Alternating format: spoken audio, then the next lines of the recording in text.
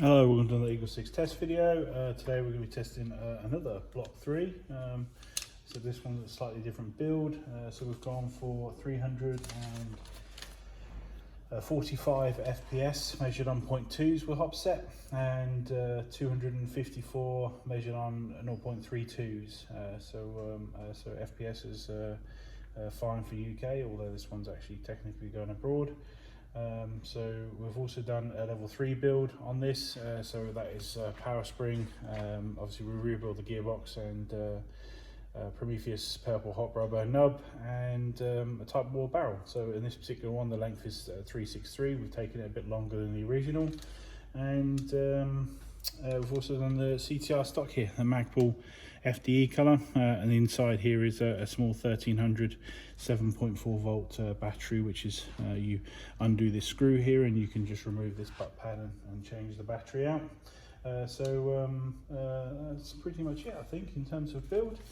Gate Titan Advanced, we've installed one of those, and the laylax trigger pin here on the side. But otherwise, that's pretty much it for a build. A relatively simple one in the grand scheme.